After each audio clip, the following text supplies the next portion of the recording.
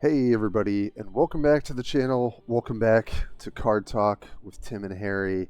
I've got my lovely co-host here, and we got a lot to get into. We were waiting for these balance changes. We were waiting for the rank system change. I wasn't sure if it was all going to come this week, and actually yesterday they dropped all the information about it. So we want to get into that today. But before I get to that, how is Mr. Harry doing these days? What's going on, my man?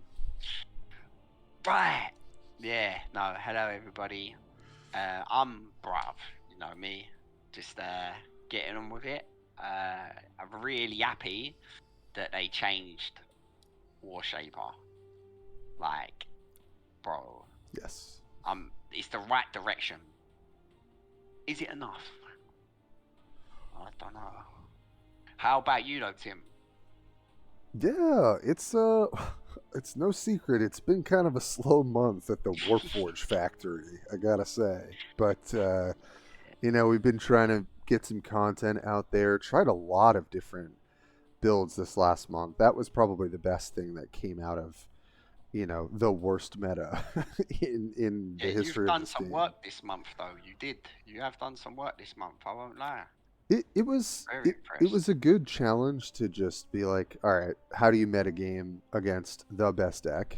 And the answer was, well, you can't really beat it. You can't compete with it necessarily, but you know what could have the highest win rate? How can you get your deck to be, um, the answer to what they're doing? So and I kind of, as my last video for before everything came out, I sort of just sent out, here are the four decks that perform pretty well, despite how overpowered the Ultramarines were. So if there's any nerfs, I would expect to see some of these decks. And so we're just gonna go faction by faction today. We're gonna have all the cards up with their new changes, and so I'll still be reading over what the changes have actually been. But we'll really get to look at all of these new cards and how they appear, and be able to kind of talk about what sort of impact it's going to have on the game, and therefore, how is that going to change the meta. Um, so it's been an interesting time, just kind of having a personal goal of trying to find different decks, trying to kind of widen my ability to play different factions, which Harry also enjoys doing quite a bit. Um, and so it turns out they're going to also implement a rank change that really benefits players who have, I would say, a bigger collection, but also just really like, you know, playing different factions and not just playing one for an entire season. So Which spices it up a little bit.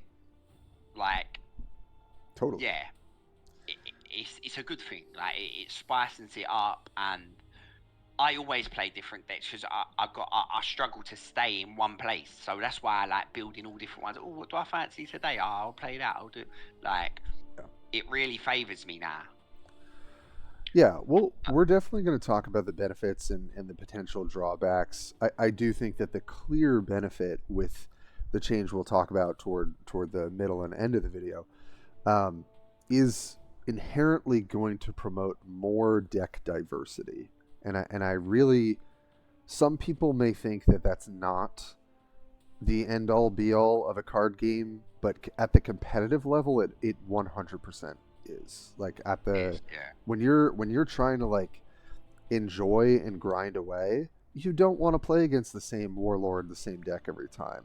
And I don't No. think I don't think most players want to just do one faction. I'm sure there are some diehards, right? I think about Buggy, has been with Chaos, through and through, and all props to them, and some of the other kind of diehard players.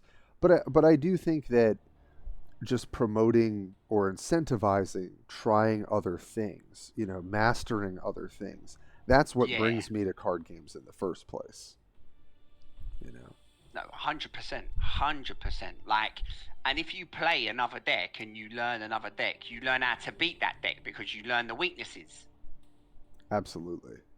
I think it makes you a better player overall. And I know I probably tried builds with like the majority of the warlords in this game this month, at a competitive level, and it certainly has made me a better player. I feel like I have a way better grasp of matchups and card choices and kind of like how to get these little edges in particular matchups. So it's I think overall it's going to be good, and I think these balance changes, not to spoil too much, I think they're heading in the right direction. I definitely have my critiques. We'll talk about all the community work that I did this last week or so and kind of what that means for the future. But I would say it's not a bad idea for us to be submitting some sort of content each month about balance changes, because whenever we've done this, it has been a positive shift in the balance notes. So I think we're never going to get everything we want. I don't know that that's ever going to happen. But if we keep advocating, I do think that makes a noticeable difference. So are we ready to get into it, Harry? We're gonna kick it off with the Ultramarines here. Let's go. We got a lot to get into here. All right, let me get us over here. Boy, I wasn't sure if I could fit all the cards on the slide here. Eight very, like, I would say in 7 of those, I would say were pretty anticipated changes are here. Obviously to kick it off, we got Predator Annihilator, and I was really curious how they were going to address this. So they took off the armor and they reduced the codex. It is a pretty light approach to nerfing the card. Like, they didn't change any other statting, which I was a little surprised about. So what do you think about this, Harry? Is this enough of a nerf? Is this Predator too Annihilator? much? I think the armor was a good change. Like, I thought the armor was a bit, deal 3 damage to the highest attack. It's still, I think maybe now the other general, what's his name? You know him. Lotharius? The new one? Is it Lotharius who does the 3 damage? The 6 drop. Oh, you're talking about this. Calcius. Calcius, that's it. Calcius. It's more like Calcius, but bro, don't think that like Calcius can't like absolutely run away with a game. Like, obviously the changes to tactical insight is really mad. I don't know if they've killed that card now. Yeah, I do want to spend some time on that too. I think all of these nerfs put together is a pretty significant change to Ultramarines. And to be fair, from my perspective, I think they really needed it. They kind of like broke into a whole different power level in this game with the reinforcement drop, and everything kind of combined perfectly for them to be, just unbeatable in terms of power and consistency. And so they really had to tamp down things. I think there were some interesting choices here. Like, I think Predator, they didn't want to fully gut, which I kind of understand. Rapid Deployment was already kind of just a not well-designed card, but definitely was making some really awful games for players. So I think increasing that cost definitely makes a difference. Battlefield Supremacy going from 3 to 5. I had originally said let's put this at 4, but I actually agree with 5, because when you're playing second, you get Hive Factory, which reduces the cost of a card. And so I like that they've kind of taken that into account with some of the number changes, and they've tried to make it so, okay, if you're going to use Hive Factory, sure, but it's not going to just turbo this thing out, on the same turn when you have Hive Factory. It's actually going to delay it still by a turn than what we were used to. And to the point about armor for the Predator, whenever you combine that with Primaris Tech Marine, whenever you played armored support, if decks were playing that, right, Annihilator then has 2 armor to it. So now the fact that it's kind of naked in the way of like okay, just get a nice flanker down, or you know, go wide and use a combination of maybe your Eldar troops to punch this thing down. Yeah, it's gonna be easier to kill. Its codex is still really strong. I still Yeah. feel like that's but I think the reason they left it, like Harry was saying, is because Tactical Insight is a much worse card than it was. Um, Yeah. so No, what do like you it's think gone about like that? from a 10 out of 10 card to maybe a 3 out of 10 card. I'm not even like you probably will run it because you need to activate them codexes a few times, but it costing 1, it means on turn 7 you can't drop your Annihilator and get 6 damage out straight up because you'd need 1 more mana, Yeah, you're still Unless able to get multiple codex. I'm pretty sure, right? So if you're at 1 energy and you spend 1 energy, codex triggers, then you get the 2, right? So then it's you get the 2, basically yeah. it's basically making it so tactical comes down later, right? Because it's not 0. Later, yeah. Um, and you're still going to get multiple codex triggers, but it's going to be more awkward, and it's going to require you to add an energy here, add an energy there, and that brings down the ability for the deck to operate like at an efficiency level that just should not have been there. So I think So that my question to you is, would you now run Tactical Insight or would you not run Tactical Insight? my gut is I think you still do. I think Yeah. it's still good enough. Like if anything, I'm gonna cut rapid deployment. Like I think that card is now clunkier than it was before, and I didn't love the card before, to be honest. Yeah. I No, I, that was the right change for it though. Yeah. I think maybe I would run like a rapid deployment. I don't think I would run 2 at this point, but I think Tactical Insight is kind of a necessary card for Ultramarines to. I Yeah. always felt like Tactical Insight back when we were playing infantry with like Judiciar, that Tac Insight was one of the best ways for you to come back in a game, right? So if I'm falling behind, right, against like let's say Swarmlord, and then I play my Judiciar, get a Codex stun trigger, and then I Tactical Insight draw a card, let's say I'm playing Calgar, and then I get another stun trigger, that has allowed me to get a bunch of upfront value. And so yes, they're still ahead on tempo because I pass the turn and they get to play more threats, but you've kind of like developed a way of coming back into the game. And that's what I like about Tactical Insight. I don't want it to be a card that just lets you go off like crazy, which is which is what it's been doing. um, but I like for it to be a card where in certain situations it's going to buy you codex triggers and buy you the ability to kind of like equalize the game, so to speak. So Yeah. I feel like this was, I support this change. I think that for TAC Insight, it's still going to be played. It's still going to be good because also Annihilator's Codex Trigger is still just a very, very good tool.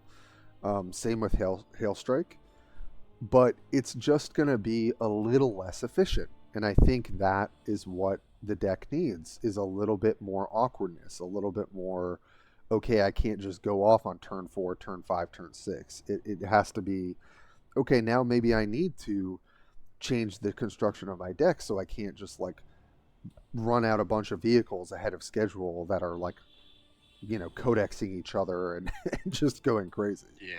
And like winning it quick, innit? Yeah. But so my thing with the Ultramarines, yeah, like obviously they've had their run. Like I think the nerfs was definitely necessary. I think like we see enough Ultramarines, but something that I would like for them to do would be like like what they did with Captain Sicarius. They tried to make him playable. I think Yeah. maybe trying to make like these cool cards a little bit more playable. Maybe for like, do you know what I'm saying? Just so we can like, if you get this card, you can play it in your deck. Do you know what I'm saying? Yeah, it's been a weird journey for Ultramarines. They, in the alpha they started out being incredibly strong, and then they were, really nerfed at a certain point where they weren't seeing much play, and then this reinforcement pack like brought them to literally tier 0. Um, it's been quite a balancing problem for the most part, He's but actually quite good, Captain Sakaris. I'm looking at him now.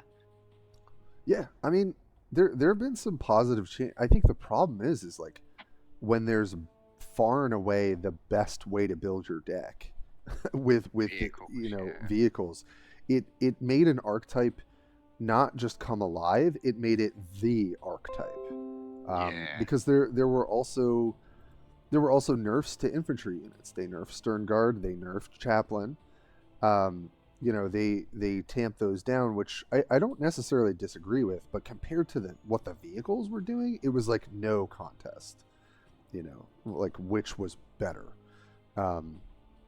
So I mean, I think this will promote a bit more deck diversity. I think we maybe will see maybe infantry codex with like Avenging Zeal at the top end and stuff. But my sneaking suspicion is that vehicles will still kind of be the best strategy.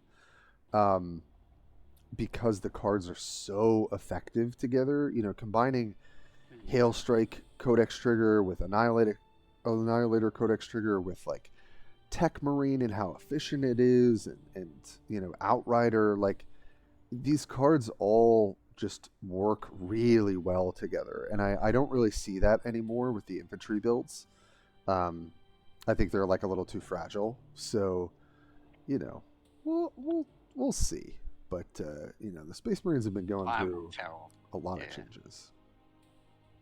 Yeah, and I do like Space Marines. I think Space Marines is a good starting thing. If you want to start up the game, absolutely, and like you want to learn, I think Space Marines are the ones. You need to start with Space Marines because that's what I did, and that's what you did as well, Tim. Nah?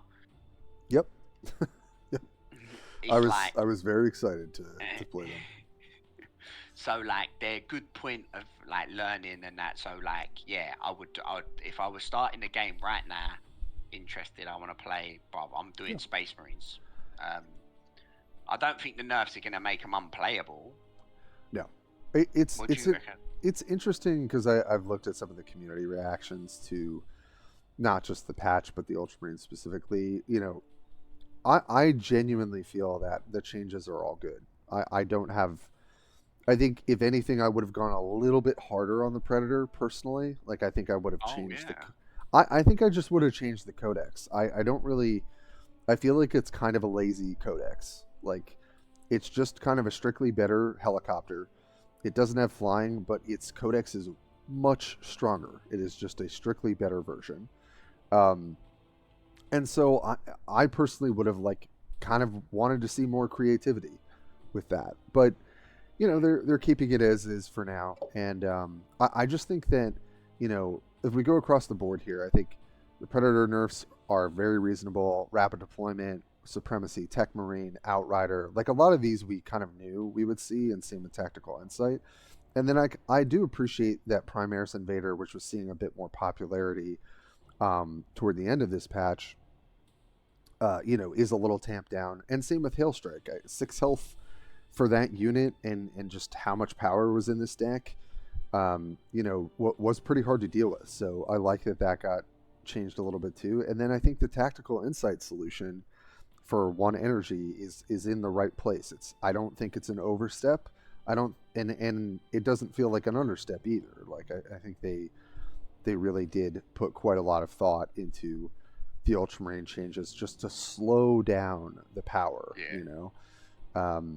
I still think it's going to be good, but I think it's matchups where it could lose more are going to be shakier. You're not going to be able to go 70% into the field. You're going to be able to go maybe 60-65 in certain matchups, and then you're going to go like 50-55 in other matchups, and that's what it should be. You should not be able to crush the field with your tank treads every single matchup. That's just not how card games competitively should be operating. So I mean, maybe I'm a little too optimistic, but I feel like these were welcome changes, and I don't think it guts the faction. I just think it brings it in line with the power and consistency of other ones. So, which is fair.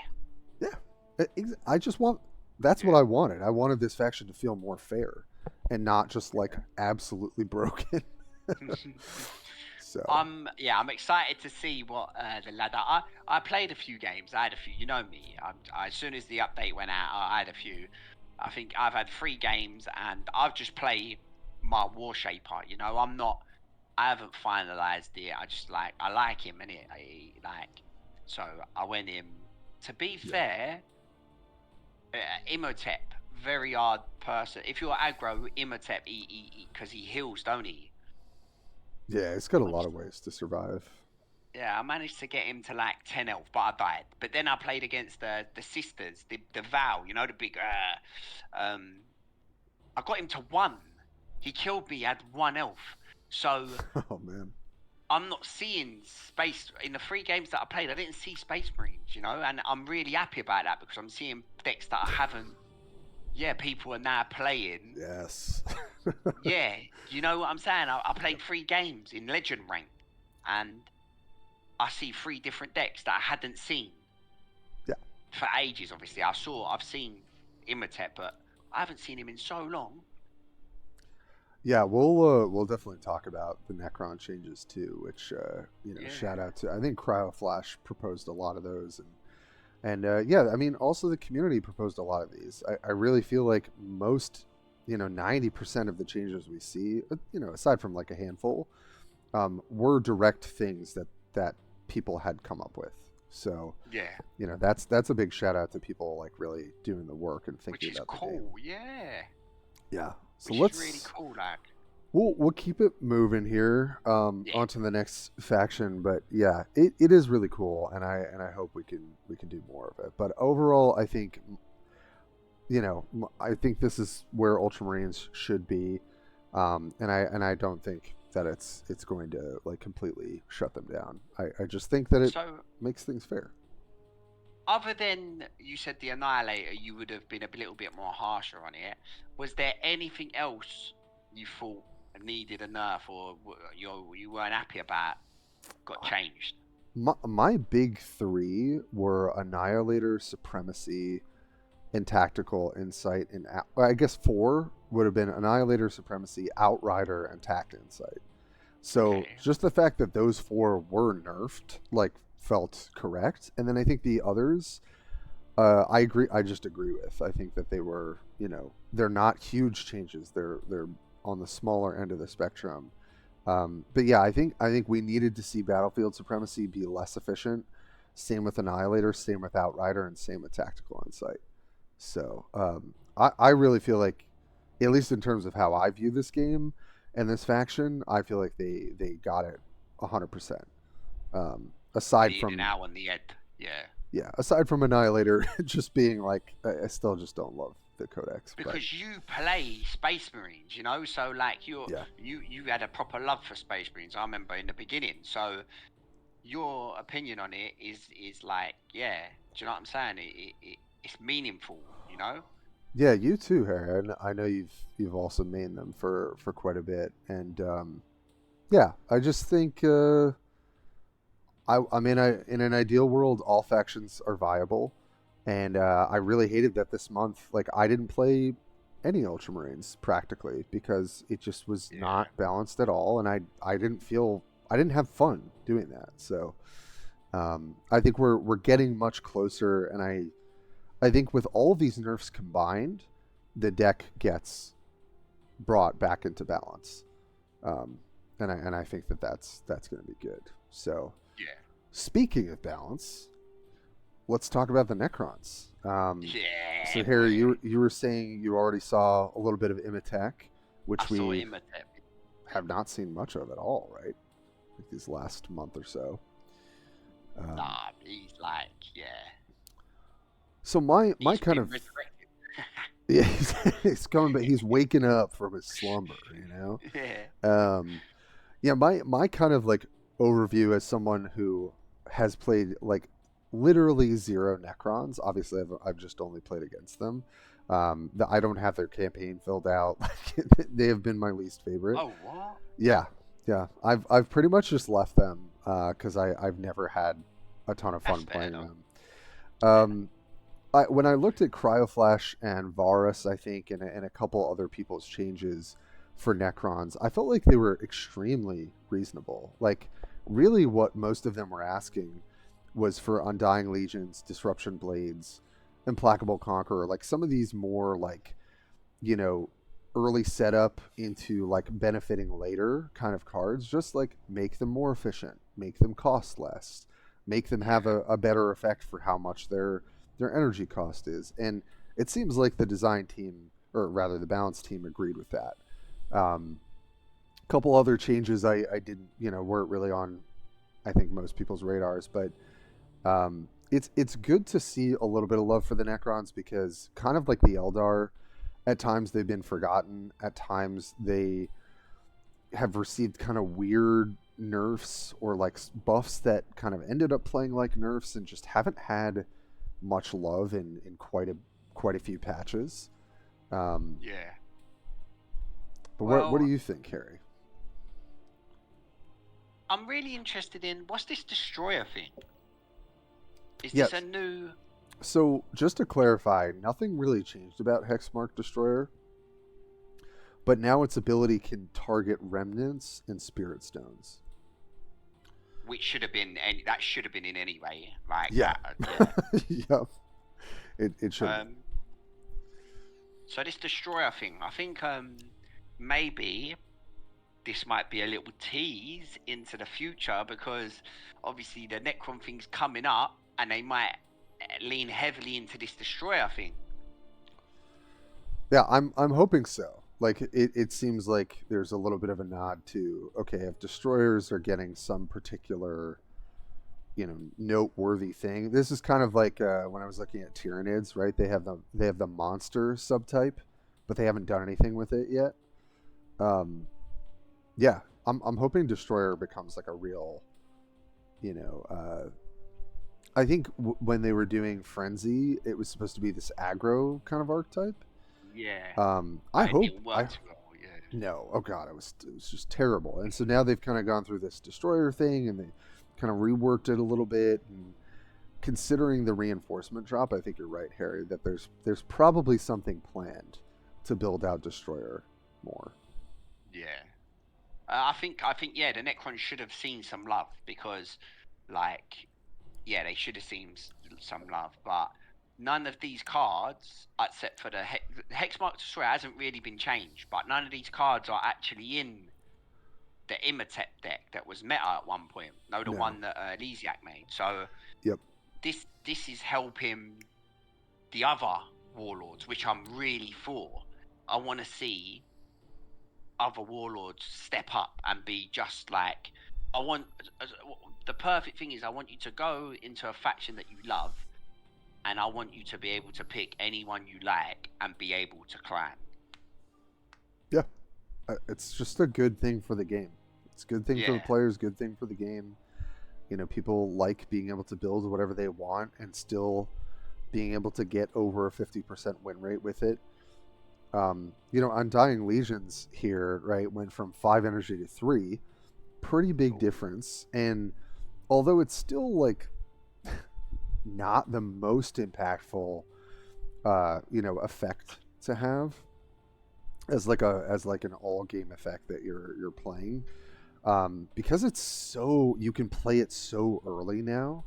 I'm curious if it really does allow for like Nemezor to break out a little bit more. it's quite um unique in the terms of like a lot of these factions are getting like orcs had the permanent armor, then Necrons had the permanent armor. These permanent buffs like Chaos had permanent buff, and then Sisters have got a permanent. We're getting these permanent things, yeah, and I think games need to go on a little bit longer for them to be very useful. yep, they either have to be super efficient, or yeah, the games have to progress a bit slower. um Implacable Conqueror, I think, is an interesting change, just in the sense that it makes the card a bit more attractive to run because you get kind of that upfront. Oh, great! I'm going to draw a troop that has its cost reduced, Yeah. um, and I think Imatech might actually give that a shot because Imatech You also reckon? runs flankers and runs like basically all of the efficient units that you can, and so maybe playing a one of Implacable Conqueror just makes your deck. Uh, you know, Necrons don't have card draw. So like the fact that this even draws a card and replaces itself and then reduces everything else you're going to draw, it is like a noteworthy change. I think it does make this card more attractive for like mid-range control. Um, so I'm kind of expecting that to maybe show up. Disruption Blades, I think, is a fine change. I still don't know if that makes this card playable. Like +2 to your units for the turn, or +3 if they're a destroyer. Like, there's a lot of setup required for that card to be good. Um, Yeah. it might be good enough though in uh, Scarab builds though. Ooh, So Scarab builds. yeah, because you can just Scarab keep builds might be bad. refilling the Yeah. board. You know, so that might actually put uh, oh my god, why am I blanking on the epic warlord a little bit more back on the map, Oricon. To Oricon. yeah, because then you can also like, I mean, what that warlord could do is basically guarantee that it could sequence, pretty well with like making scarabs, making more scarabs, then going for lethal off of the scarab destruction spell. But Yeah. also now you have Disruption Blade, which basically is the same thing because it would pump them to 3 power, and the Scarab Destruction spell did 3 damage per Scarab. So now you've actually got another way for Scarabs to be kind of scary going wide. So to me, that's kind of like an Oricon buff a little bit. Um, Ghost Arc has been on this arc of progressively getting buffed, which is very funny. So now its stats, it's better melee attack and better ranged. Um, Honestly, it's a pretty beefy unit. So like I think this thing is like not a bad curve topper at this point. After all the Yeah. updates, and then to kind of round it all off, Deathmark. I think this is an interesting change. I always felt like this card was way too weak.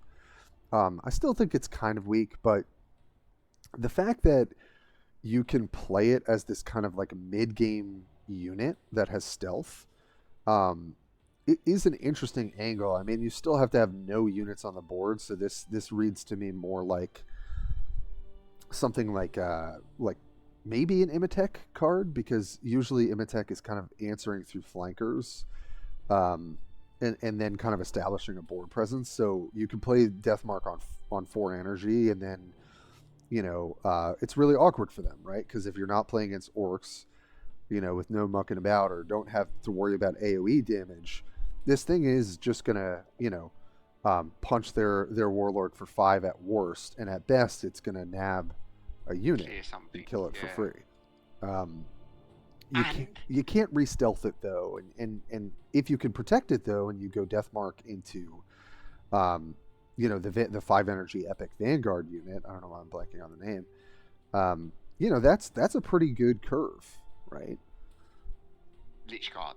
Lich Guard, thank you. Basically, um, imagine, yeah, on turn 5, you play Implaceable Conqueror, which is like, then you can't play nothing else, but they clear the board. They clear it. The board's cleared because basically on turn 5, if you're playing a spell, you're basically giving them the board because they're going to, if they've got things they're going to play, they're going to play. It's But true. you draw a death mark for 2. Yeah, You that put the, that is pretty nice. do you know what I'm saying? You put the death mark down for 2 on turn 6, you've got 4 energy to fuck with. But you're definitely going to get the stealth because you give them the board on turn 5. You played the spell. Do you know what I'm saying? Yeah. They're bound to have cleared your board if you play that. So you definitely get the stealth. I think it could work. I'm quite interested in maybe making a little Necron deck and having a little go. Yeah, I'm not gonna lie. I feel the same way. I actually think some of these changes open a little bit, and and as things are nerfed and as things kind of shift in the meta, I think some of these changes give a bit of power back to the Necrons. Not in a crazy way, but I think Yeah.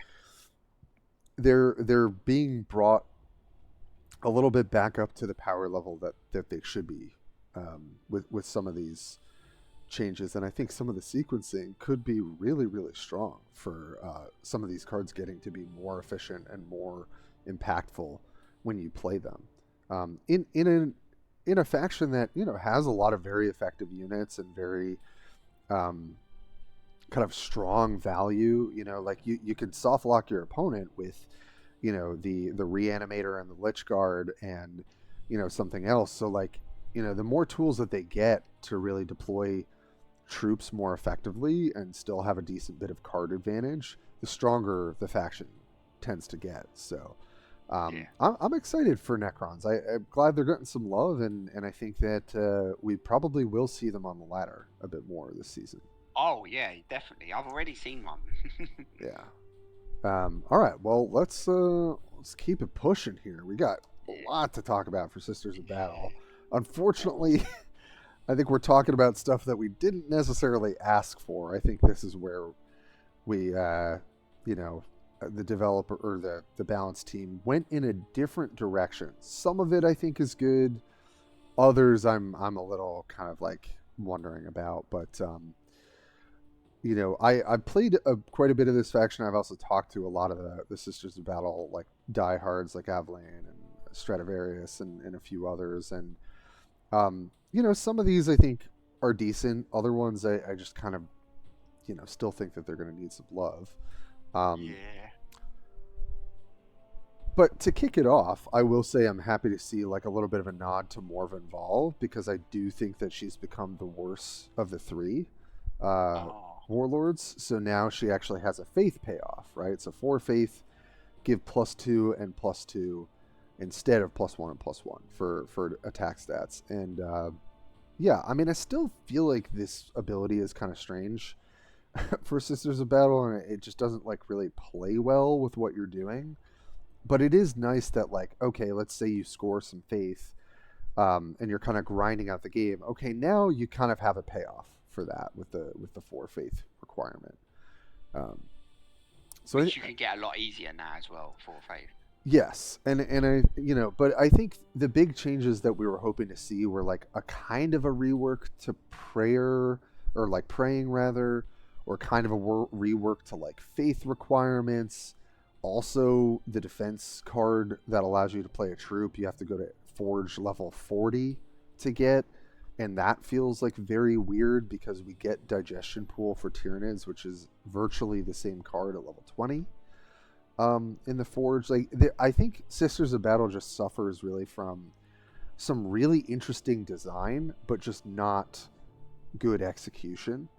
And I guess that they don't really want to roll back some of what they've developed, which I can understand, but I just think they're going to struggle until that happens, but I could be wrong.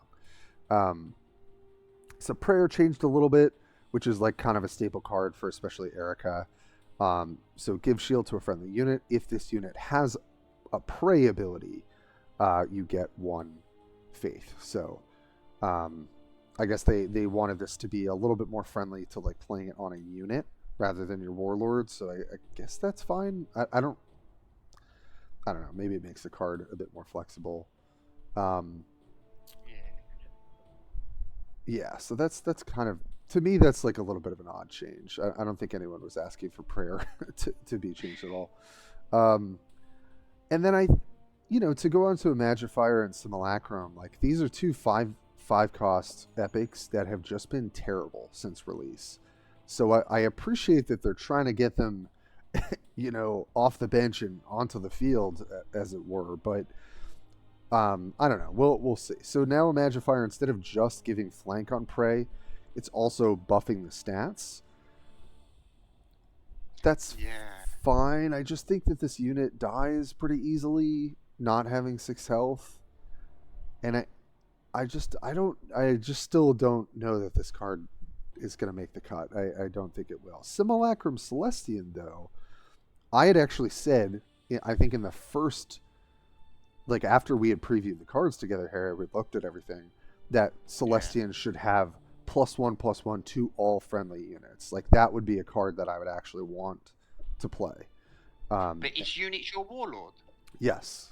Oh.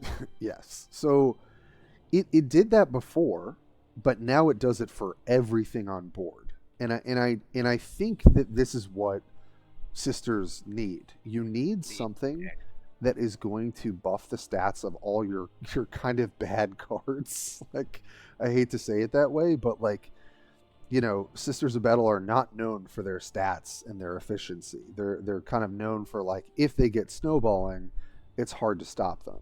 And Celestian gives your Warlord a bit of staying power, but also if you are getting ahead, it allows you to keep snowballing, right? So I am happy to see that change, because I think that actually makes this card worthwhile. Now, I was playing it before this change, and I did feel like it was worthwhile. So now I'm like, okay, great. I think the card is finally at the power level that it should have been when it was released. And so I definitely support that, because I had been calling for this exact change since the start. Just to take us through the last four here, because it's quite a lot of changes for them. Miraculous Feat now I think is a reasonable card. 3 faith requirement for it to really be like a, humanity shield from the Ultramarines. This card was just way too steep at 5 faith to get it. But what do you reckon? Is it a staple now? Definitely as a one of, I think it's a staple. I still shy away from wanting to run 2 of this card in a deck, but now that it's been buffed, I think it's much better to play 2 of it. Yeah, I mean, it's nice that you can stick this on a Vanguard unit and they just can't do anything about it. So like that was always a really powerful play in the late game. But I like that they're doing, 3 faith. That's much lower bar to clear than 5. There are just some boards in the beginning and board states where your opponent just kind of has to give you a faith point. And so if you have the defense card that gives you a faith point as well, like, okay, we can actually get to 3. Yeah, we'll see. I think it's definitely a one of now, I would say. One of, yeah. Yeah, I think Celestian will see play. I still don't think Imagifier is good enough, personally. Prayer is fine, and then obviously Repugnance is just like strictly better, so that's good.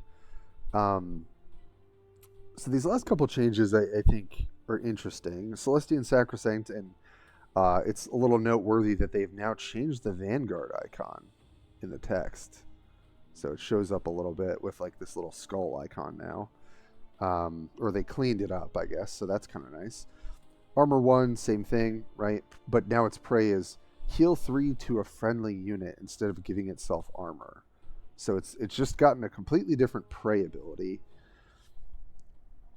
I'm not... Can it heal itself? Yeah, it can heal itself. So there is that instead of adding an armor. I mean, Sacrosanct is basically your best Vanguard unit to just kind of be a speed bump for your opponent, right? And so, how much the prey ability matters is kind of dependent on can your opponent clear it, and if it can't clear it, then it's going to do pretty well. So this is basically like a carbon copy of the 6 energy Vanguard unit in Ultramarines now, because they codex and heal 3. This is prey and heal 3, but you have the flexibility that you can heal another unit, which includes your Warlord. So there's a little bit more upside to Sacrosanct, that it's not just kind of selfishly buffing itself. It can buff other units, including your Warlord. So I think that's a reasonable change. I don't think anyone was really asking for this card to change, but I don't know. It's like a different angle. So that's something. Beacon of Faith, I'm happy to see this change, because this card has felt very weak if you are not snowballing with faith. So I like that it's now the 3 faith, you get +1 health. So giving +3 health to all units for 2 energy. Now we're talking like, okay, we're getting a reasonable payoff early on. And then, of course, the 6 energy or 6 faith requirement, God, I'm going to keep doing that, is give them +1 melee, +1 ranged, which I think is reasonable. But what I like about this card is that I think you're really almost always hoping to play it because of the plus health.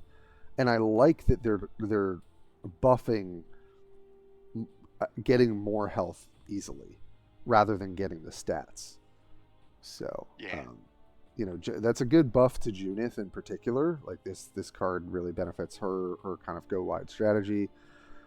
And then just to kind of close this out here, and I'll get up on my little soapbox for Avlane as well. Death Cult Assassin, which is by far one of the worst 3-drop epics in this game, if not the worst, got a +1 health buff. This card is terrible. This card is so bad, and it should be like a cool penitence enabler, or like, maybe play for like an interesting aggro strategy or something. +1 health does nothing for this card. Do you not play this card? No, I don't think anyone plays this card. I play that card. Preach, Harry. I mean, why? So why. What's your experience with it? Like, put it down on turn 3. What's the hero ability that does 1 damage? You can do 1 damage to it. It does 2 damage. Then they hit it. It does 4 damage. Yeah, there's the Morven Vol can ping it for 1, right? With her prey ability. Yeah, but I know what you're saying. There might be better things. My deck was I was putting it together to try and make it like curvy, Yeah, no, I feel you, because like, but this is the thing, is like the 3 drops for this faction are like so poorly statted. There's the 3 energy Celestian. That's it's a, what is it now? It's like a 2/3 or 3/3 something. Actually, let me just pull it up. Oh right, is it still a 1/3? Oh, sorry, I have to reload in here. Yeah, it's just basically my whole issue, and I know Adeline would back me up on this. The three energy slot for Sisters of Battle is terrible.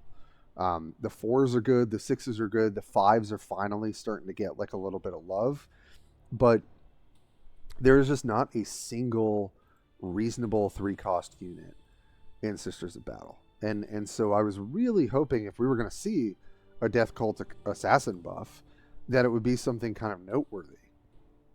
Like I run Dominion. Rush, maybe. Yeah, like I mean, I think that would be nice. Like a flanker that punches in, and then if it lives, it gets an extra benefit. Like that seems reasonable. Maybe put it back down to 3 and give it rush. So like. Sure. Because 4 with rush a bit much, I think. Yeah, I mean, the thing is, like, it's so easy to trade on this unit, right? Having, like, 0 ranged attack. Like, I run Dominion, which is the 3 energy 2/3/4 with Blast 2, because its stats are, like, reasonable. Like it can actually trade on something, and also the Blast is, like, not irrelevant. But Death Cult Assassin is just, it's such a weak card. Like, +1 health is not going to do anything for this. Do you know what it is? It's called Death Cult Assassin, but it don't assassinate nothing. No, it's... it needs rush. It needs rush, this guy. Because then it goes in, it does 3 damage, it kills something on turn 3, or like, say they've got something on the board that's got 5 health, and you've got the hero, and you've got something, you rush into it for 3 damage, and it's a flip of the coin if the 2 damage goes on the minion or it goes on the hero, you know what I'm saying? Right. So it still has that flip, but yeah, I think that needs rush.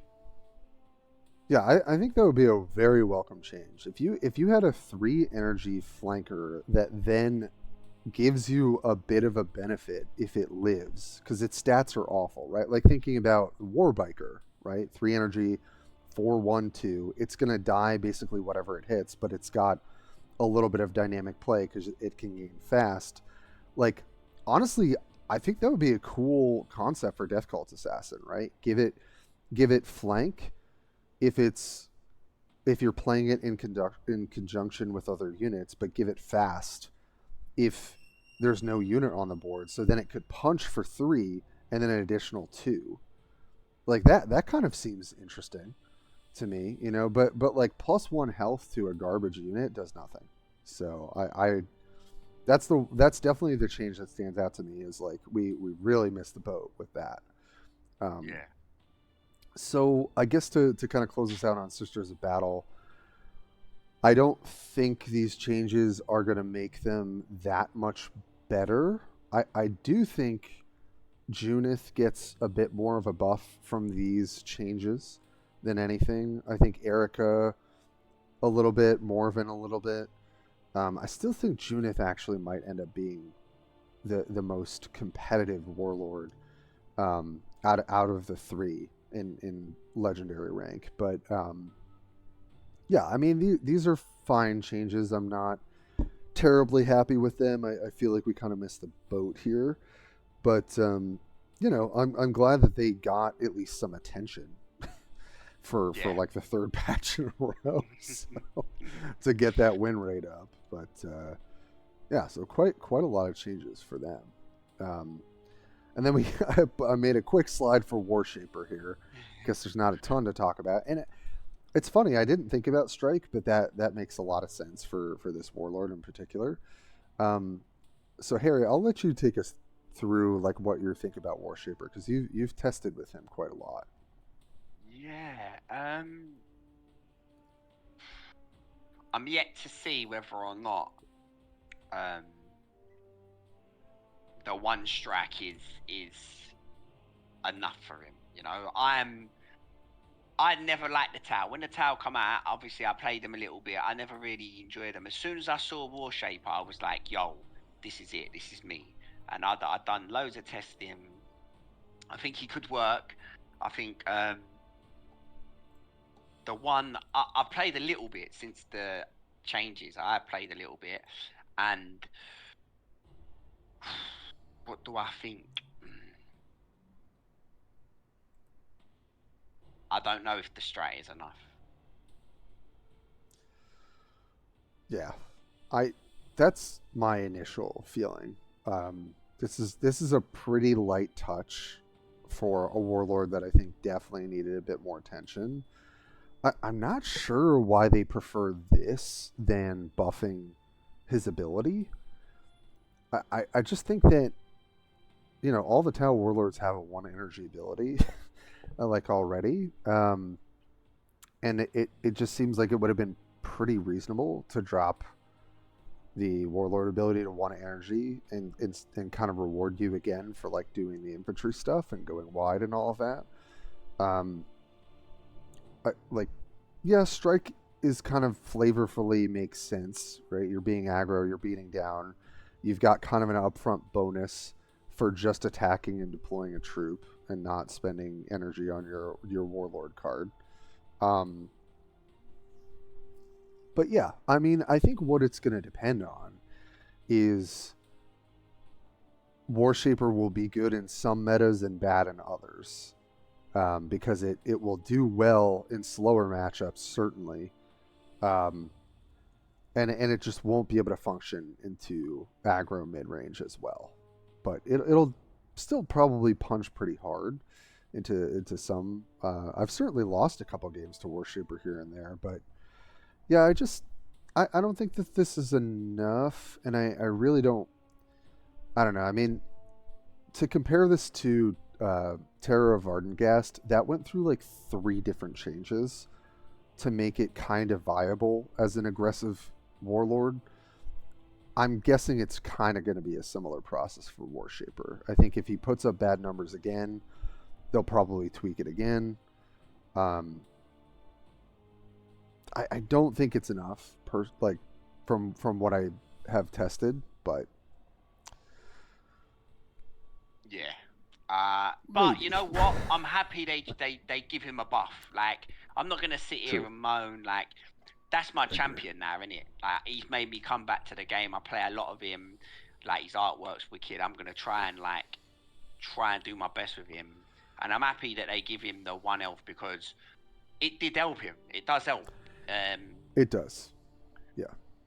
So we can't moan. We cannot moan. But he's like, I'll definitely be playing him. You'll be seeing me on the ladder playing Warshaper. Yeah, me too. I really do like this war. I think we're both kind of aggro-y players, and love just kind of beating down. And it is a positive change, and it is a change period when generally they don't like to touch cards they've just released. So I do think that that's a net positive. So that's all we got for Tau in terms of changes. But we got literally 2 pages of Eldar balance. And I gotta say, I think that all of the work that the Eldar community did, and us sharing that together and getting the word out, I really think it pushed all of this to happen, because it's been so long since the Eldar have gotten any attention at all. So I really give a shout out to all of the folks who contributed there. Jamo, Barrick, I think it was Sturga. I'm blanking on their name, but there's so many people that did some excellent work with Eldar, like pages of changes. And although I think, again, kind of in the Sisters of Battle, like some things were changed that we didn't ask for, or like just kind of don't really matter. I think they did hit the mark for quite a few of them. I think the biggest one here is going to be Path of the Seer. This was literally the suggestion, was make Path of the Seer, instead of cost 2, make it cost 1. And so they did that.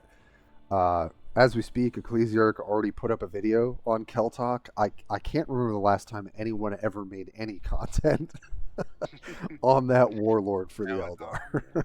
so that's a good sign. So I'm happy to see that.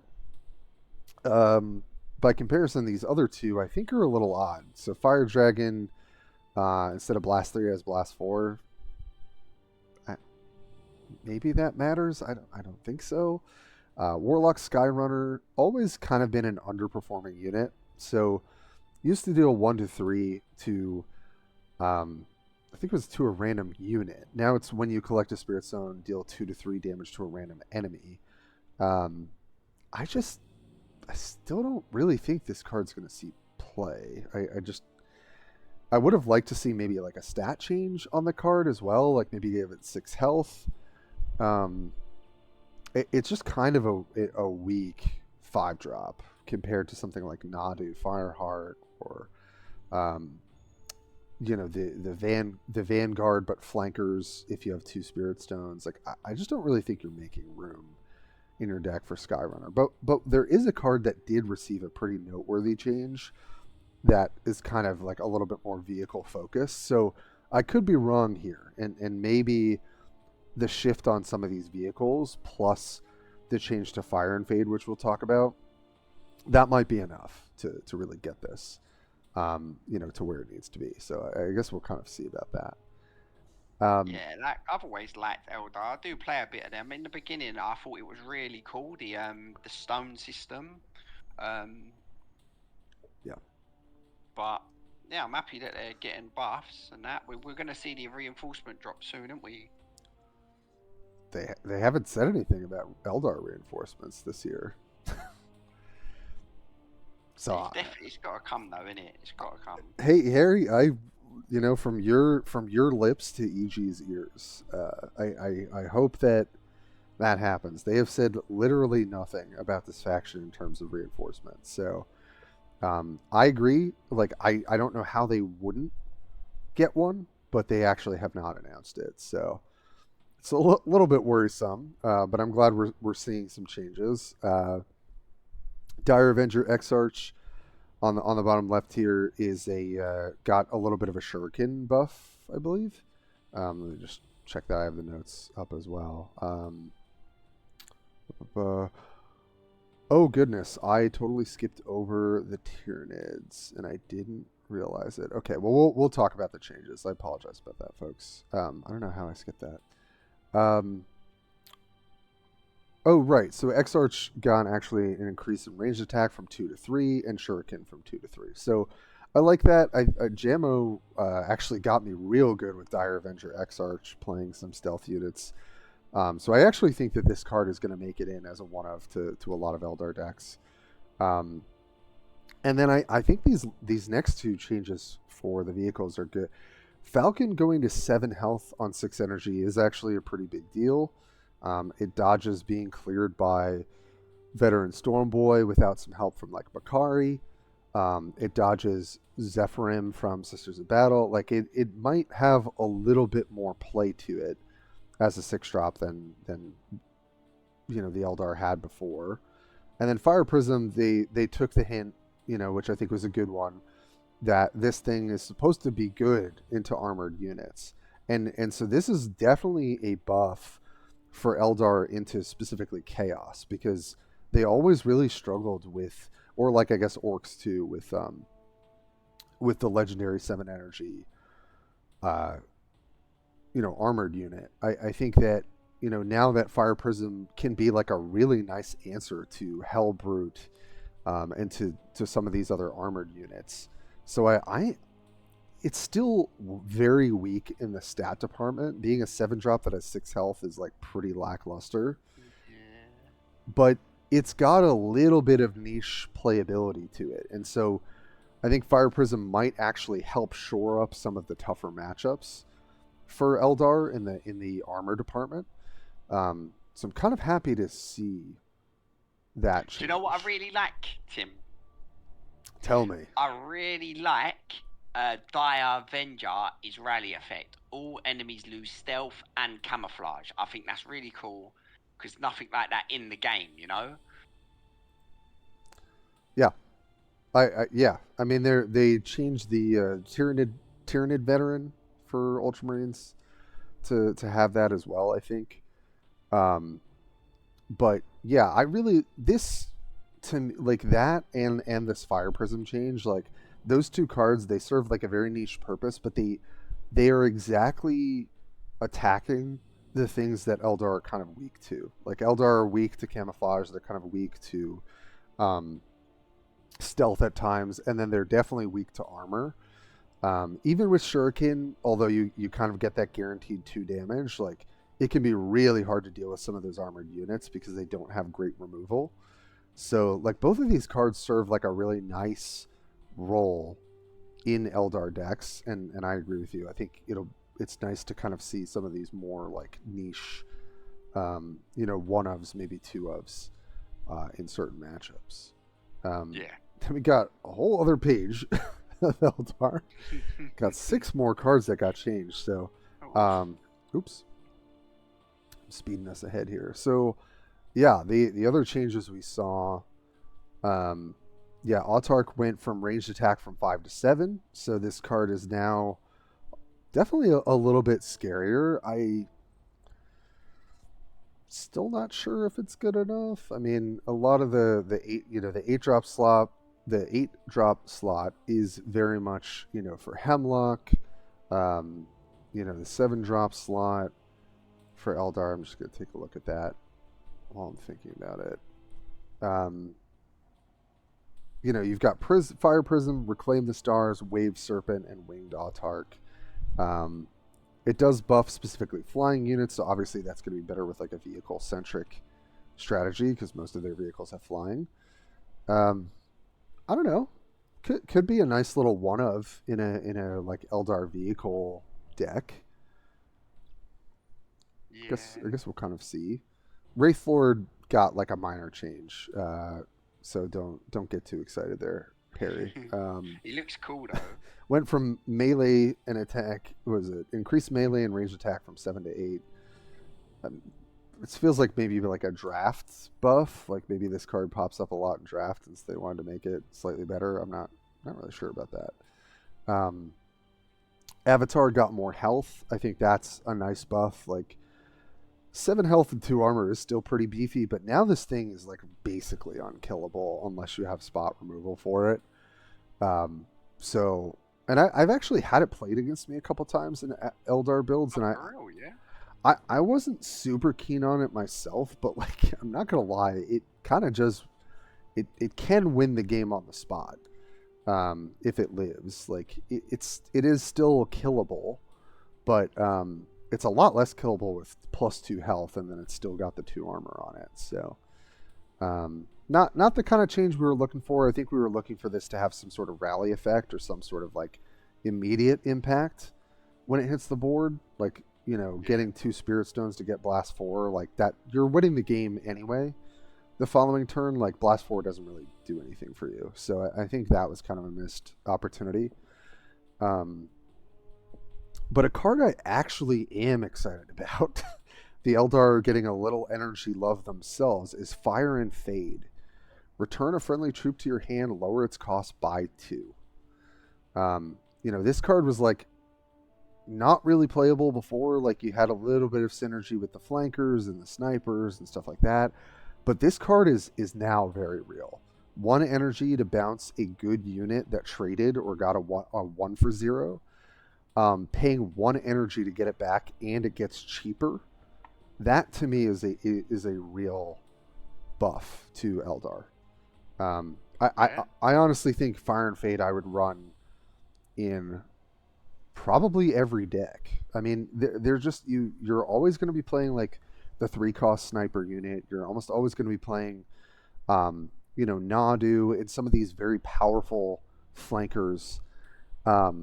And being able to get it back and get the cost reduction so that you're just getting, tempo back as you're also redeploying a threat that already took care of a card. I just have to think that is good enough now to see play. Yeah.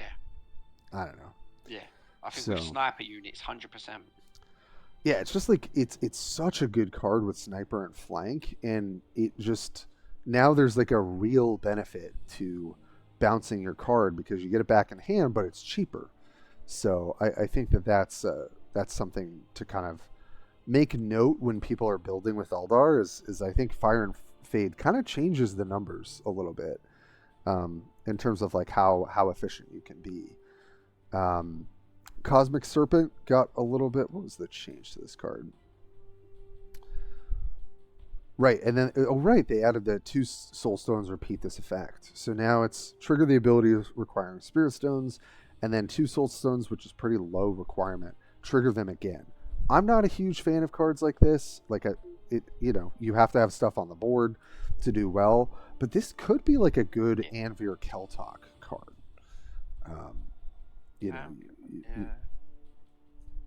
So I don't know if you've ever played with this card, Harry. I haven't really much. No, I've never played with this card before, but I've seen it before. I have seen it, but it was never in any elf deck that I formed, Yeah, I think some people liked it because it was at 4 energy, then it dropped to 3, I believe. But again, like you have to have stuff on the board, right? And like to get the benefit, and like how good are the Soulstone abilities? Like, does it really matter?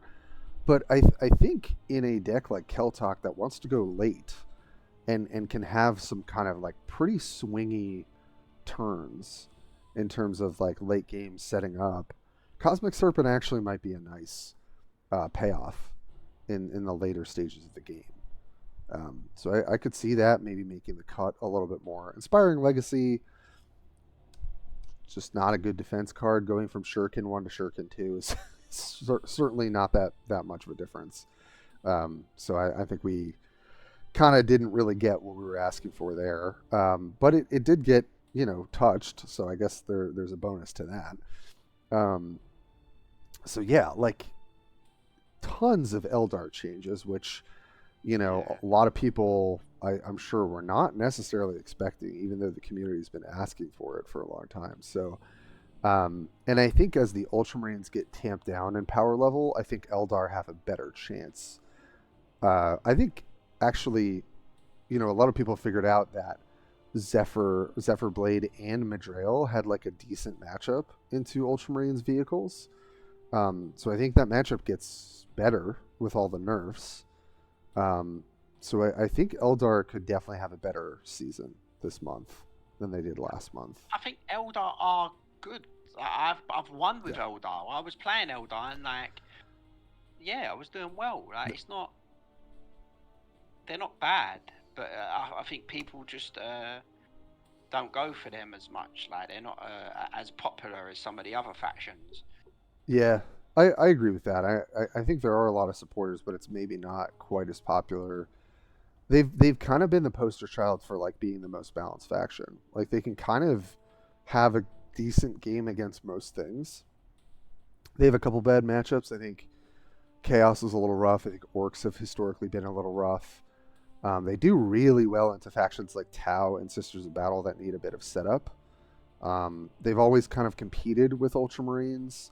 I think they've struggled a little bit with Necrons historically, from what I remember. I'm actually a very big fan of Eldar, and I've really wanted to see more in this faction for quite a long time. They're one of my favorite go-tos as like a different tempo aggro strategy.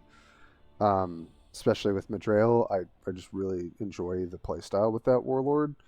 But like some of these vehicle buffs and some of the buffs to sort of the later game stuff, Fire and Fade makes me think that like Zephyr Blade might actually have a bit more power in the metagame. Keltalk being more efficient, I think we're probably going to see more of. So I mean, at the very least, we're going to see more Eldar, and I think that's a good thing for the game because the faction's very balanced, and having more deck diversity is just like it's just a good thing for the meta. It's a win. Yeah, it is a win. Yeah. So to close this out, I'm sorry I totally blanked on a slide here, guys, for the Tyranids. I don't know how I just skipped over that. Where is it? I don't see it. Yeah, no, it's my bad. I don't have it there. So I'm gonna read off some of them. Ravenous Hunter, we asked for this change from the Tyranid community, increased cost from 4 to 5. So now it's going to be a little bit harder to die to like a high roll Ravenous Hunter turn where they can just like synapse Ravenous Hunter and attack you for like 6 to 8 times with a couple units. I think that's good. That makes it so Swarmlord Synapse is maybe not the premier or as premier a strategy. Harpy got changed. I actually have to look at this card.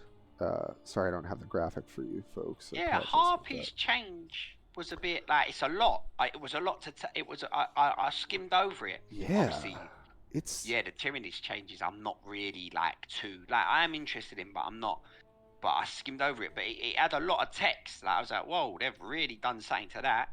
Yeah, I mean it's some of these things again like weren't really being called for by the community, but I guess maybe the balance team had another idea, and I apologize. I was a big Tyranid fan this last month, but somehow I skipped them here. So Harpy is now, it has flying. When an enemy attacks, deploy a Spore Mine. So interesting. I mean, again, like doesn't have a lot of value up front other than getting like a Spore from your attack with your Warlord or something. But I don't know. It's a pretty beefy flying unit that now gives you advantage for going aggressive. So I'm kind of interested to see if this card could compete. I'm gonna look at the 7-drop slot for the Tyranids. Yeah, it's Hive Tyrant and Harpy. So that's kind of usually the curve stops around there. So I don't know, but it's a little bit more attractive than I thought. Than it was in prior to that. So, and then Neurogaunt, lower cost and melee attack from 2 to 1, and change description to its Synapse Swarm Tide 2 instead of Tide 4. So wait, they added Neuro. Okay.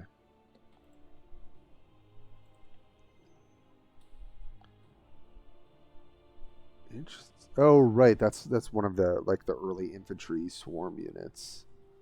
So now it's got Synapse Swarm Tide 2. I don't think that really matters a ton. I guess maybe for going wide or going tall it could be good. I don't know that that's like too much of a noteworthy change, but I will say hardened biology, changing from giving +1. Now it gives +2 armor and +1 health instead of +2 armor and +2 health. So I know a lot of people really hate hardened biology. I honestly think the card was fine. Like it was the best way for Tyranids to like snowball, and kind of be unbeatable. And so I didn't hate it because I just felt like it was able to compete with Ultramarines. That was like the only way you could do it. But I do think that the card has been like pretty degenerate when it gets ahead. So I think that's probably a change a lot of people would like. And then Barbgaunt increase health from 3 to 4. Barbgaunt's one of those early.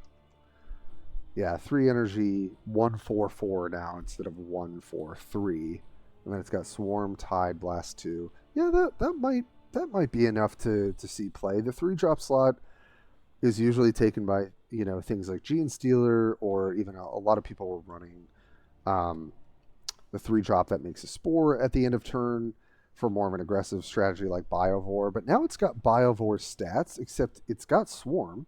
So you can kind of make it a pretty beefy unit on 6 energy. It'd have 8 health, right, when they combine. So that's a little bit interesting to me. I think Barbgaunt actually could see a little bit of play, given that change. So sorry about that. We went a little bit out of order. we went into the Eldar and then circle back for the Tyranids. So make sure I have that all clear in the notes for the video. But yeah, I mean, massive balance patch, like the most changes I think we've ever seen to like in a balance patch, aside from maybe like 1 or 2 early patches. So I think this kind of proves my theory. Like every time we've had a patch where there was a lot of community communication about balance changes, we've gotten a lot of changes. Now, are they everything we want? No. Are they everything that we feel like is going to be good for the game? No. But like 75% of it were suggested by the community, and at the very least, like it's shaking things up more than just like we put one stat change on 3 cards. See you next month. Like it's much better than that. So I'm pretty happy about that personally. So I know we're already doing pretty long on time, but I think this is a good, just it was a lot to dive into in terms of the balance. We are going to also cover the rank change. We'll probably get through that a little bit quicker. But Harry, what do you think about these balance changes before we get to the rank stuff? I really like them, but I think they needed to come out because people are going to have to, if people want to master everything, they're going to have to play every single deck. So I think that the changes had to happen. I like it. I like the fact that they're listening to the community, but I also like the fact that they're doing their own thing as well. They're not just doing everything everyone says. Yeah. They're doing things that people are not expecting, and that's a really good thing as well. Do you know what I'm saying? Yeah.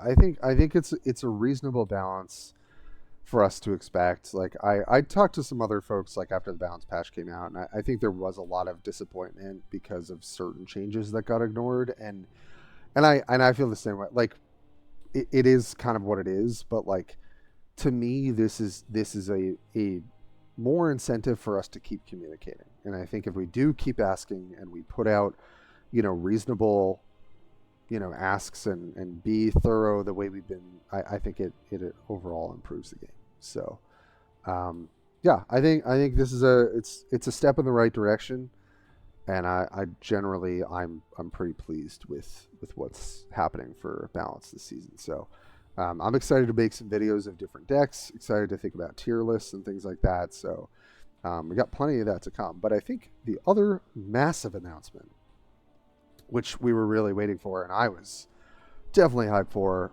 was the change to the rank system. And we had a little bit of a spoiler from when BJ had talked with one of the developers.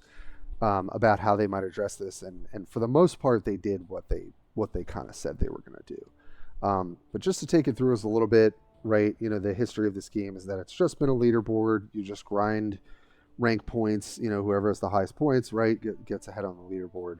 So that is going to change, and I think that is good, especially if they're thinking about how do we incentivize new players, like wanting to climb and having more satisfaction. That's really good for the game. So how does it work? We've got a new progression system from Iron to Legendary, right? And I think uh, both Harry and I play League of Legends too, so we're getting a very similar system. And then I think most other card games do it this way too, right? So there's division and ranks, right? Players start at Iron Division 1 and progress through 30 ranks, divided into 6 divisions, Iron through Diamond. And then each division has, you know, Division 1 through 5. Honors, so each victory gains an honor to advance from Iron Division 1 to Iron Division 2, right? So as your number goes up, the higher you are. You need 2 honors. The required honors increase gradually up to 5, right? So it gets, as you climb up through the ranks, it gets a bit harder for you to get to the next rank, which makes sense for the most part. You don't want that barrier to be right at the start, like, because you want people to feel like they can progress quick. Yeah. But then you should kind of hit a wall. In most games, you kind of hit a wall around platinum of like, okay, I actually have to go. I have to have a win streak of, you know, 4 or 5 to climb, as opposed to 2 or 3. So it doesn't stop you from progressing pretty quickly, but then it slows it down to, I think, make it feel more rewarding, which I think is a good thing. Draws don't count towards honor. That makes sense. Win streaks starting from the 3rd consecutive victory and lasting until the player loses or draws. Each win grants 2 honors instead of 1. Win streaks are good for ranked, I feel. I think when you feel like you're playing well and you're doing well, you should be rewarded for that. It shouldn't just be like a 1-to-1 scenario every single time. I think win streaks make the ranked climb much more interesting and energetic. And so, like, when you're really on a streak and you're crushing it, like, you feel like you're actually getting rewarded, you know, where you're climbing 50% faster than you would be if you weren't win streaking. So I'm feeling pretty good about that. And then matchmaking and MMR, matchmaking system will try to pair you against players in your same division, but you could find yourself playing against players who are 1 division lower or higher than you. My biggest gripe with climbing has been a lot of times there's a very small amount of players that are 3,500 plus points. And so when you're trying to climb, unless you're getting paired against those top 50 players, you're mostly playing against people that are 1,000 points below you. And so for every win you get, that's, you know, it's like anywhere from 10 to 15 points, and every loss you get is minus 40.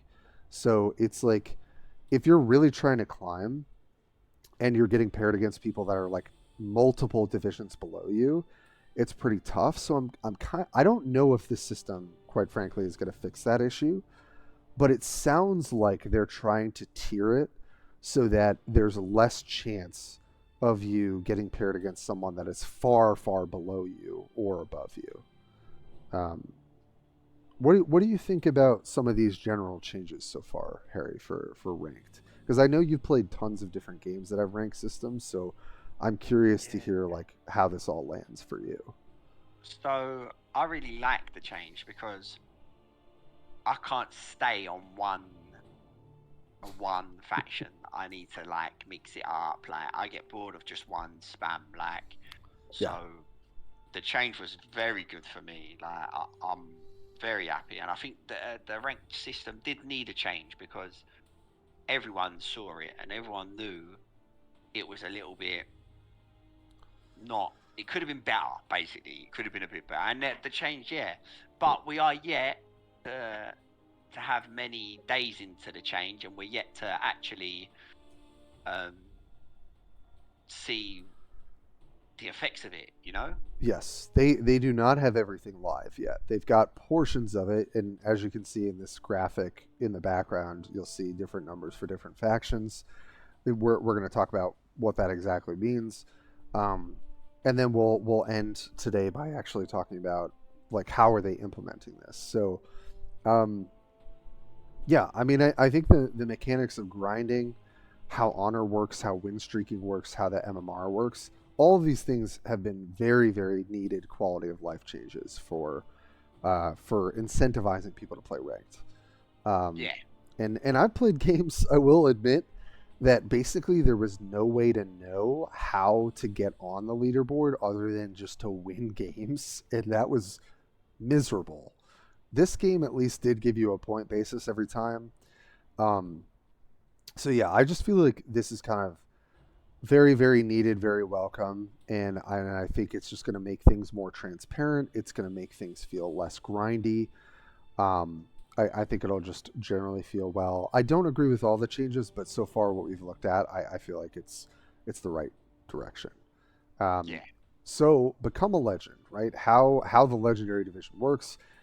In my ideal world, I want as many people in legendary as possible because that's better competition, that's better quality of life for the game. I generally approach a new game of like I want to hit the highest division. That's just kind of my personal goal whenever I play card games. But if we can make that better for other people, I think that's great. So what does it mean, right? So after reaching legendary division, you'll face a different challenge if you wish to top the charts. Players who reach legendary division will start competing to increase their faction ratings, which is that graphic. Just going to tab right back over to it that we saw before. Promotion to Yeah. legendary. Players who earn 5 honors in Diamond Division 5, which is the highest Diamond division, advance to legendary. And then you can't be demoted out of the highest division. Now, that's pretty standard for quite a few card games. If I'm not mistaken, in Hearthstone, once you hit that high division, you're kind of there. And then it's like how high can you climb from there? Generally, I like that because it allows you to experiment. So it's like, okay, I'm going to hit the highest division, and then I don't get punished out of the division for trying different stuff. So Yeah. I generally subscribe that that's a good thing. Um, but we'll talk about something I have some thoughts on. But faction specific rating upon reaching legendary, players start with a rating of 2,500 each for faction. So there's kind of an inherent incentive for everyone hitting legendary because that automatically bumps every single other faction rating up to 2,500, right? So let's say you don't have a Necron collection or you don't have a Chaos collection, you would still have a baseline higher rating than most players just by hitting legendary with your favorite faction. So there's kind of a little bit of a balance in that if you can hit legendary with any faction, all of your faction ratings come up. You know, if that matters to that player, um, and I think it that's kind of a Yeah. nice. No, work like that. Yeah. It's a little reward for just like I'm gonna grind to legendary. Faction leaderboards, separate leaderboards will exist. We kind of figured that was coming with the different rating. Um, and it's based on the highest rating achieved. I really appreciate this. Can't tell you how many times you have a bad day, right? And you're at Yeah. 3,800, and then you're like, I've been there, wow. mate. Yeah. Like I'm on stream losing 300 points, right? You know, it's just like, oh Yeah. Jesus. So that's a really nice quality of life change. I really like that. So it's basically, get as high as you can, and that's going to be your recorded rating. And then there's the global leaderboard. This is going to be for I would say the top players, right? Global leaderboard will rank players by their global rating, which is the average of their 4 highest faction ratings. This means that players will be more likely to top the leaderboard if they show their expertise at the command of multiple factions. So this is what Harry was talking about earlier, right? Like this incentivizes players who, yes, definitely have bigger collections, who have at least 4 factions under their belt, and this promotes so much more deck diversity because if you truly want to be at the top, right? And I would say anyone who's grinding for top 50, this is probably who I'm talking to here, or is in the running for like top 100. This is the way that you continue to show your expertise in the game. I think it's interesting, like even just to be like, ooh, what are the 4 factions that I want to try and grind with the most? That's so much better than I'm going to play one faction because that's the only faction to play to grind the most, right? Yeah. Um, Yeah. 100%. so Harry, you're hyped for this? I'm hype. we're gonna see, but know why? Because we're gonna see so many people and so many different decks, and like we're probably gonna find synergies that we didn't even know about because there's so many people hafting to, you know. So yeah, I'm really hyped for that. I think I don't know. I don't know if I'm gonna be able to do it. You know, keep up with all the decks, but I think I can do a solid two. You know. It's so let's talk about the drawbacks and the benefits, right? The benefits are better deck diversity because people are incentivized to play different factions. Kind of like overall increase of everyone's play skill because like just by playing other factions and learning the ins and outs of different matchups, like I genuinely think that incentivizes players to be at a higher level. So I kind of like anything that promotes people being challenged a bit more, that kind of helps differentiate, like oh, I can play the best faction, right, really well. I can play the meta deck really well. But now you've got to be able to play for. Man, I got a lot of honking going on here. The city is alive, and they're also excited about these changes. And so I think this is just generally a pretty positive thing, especially for the grinders and the top tier players. But I would be remiss if we didn't talk about the average player, right? And so for the average player, having 4 factions that you can effectively play at the legendary level is a bit of a bigger task for them.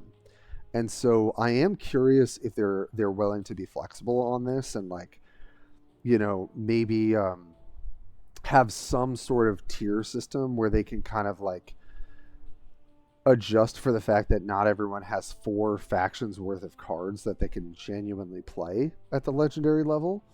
The thing for me is like if you're able to grind 2 legendary and you could still be the top of your faction board that you love the most, it kind of prevents this whole thing of like, well, I don't have enough cards, so I'm not going to be able to master 4 factions. Because you can still master the one and show up as the top Eldar player or the top Ultramarines player.